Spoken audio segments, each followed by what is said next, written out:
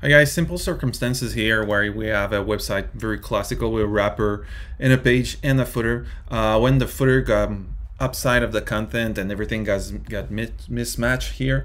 So what we want is the footer to always stick on the bottom of the page. So it's what we call a sticky footer. So whatever the page's height, the footer will always remain on the bottom. So one way to get into that is just to have a wrapper here that gets all the page. So I simply have a big wrapper which take all of my content except for my footer. I will put my footer at the bottom of the page outside of my wrapper. So see here, I have a div here. This is my footer and it's outside of my wrapper. And then inside of my wrapper, there's the little trick here. I have a div that is called push. Can name it the way you want. It will just push on the footer so that it stays at the bottom of the pages. There's several ways to go around that with positioning and all, but I think this one is a very clean and fairly easy CSS solution to that. So let's look at the CSS. HTML and body. I'll put the height of the HTML and the body at 100%. This will make the page substantial, and this will allow the footer to recognize where's the bottom, in fact. And then I have my wrapper at 80% of the width. This allows him to be centered in the page.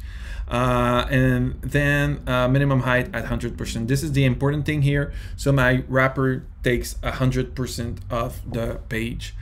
And then the push, well, you know, you have to set your push's height at the same amount of the footer, and then you have to put a margin bottom to the wrapper the same amount of the footer.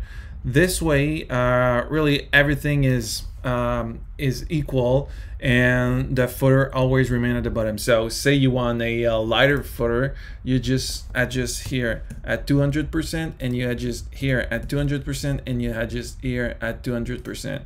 Just notice that the margin bottom is a negative margin, so that way it always remain in the bottom. So this is my code. In the wrapper, of course, you can add any content, and it can be larger than that, because this is usually what happens is when I don't have that much content with some solution, the wrapper remains at the bottom.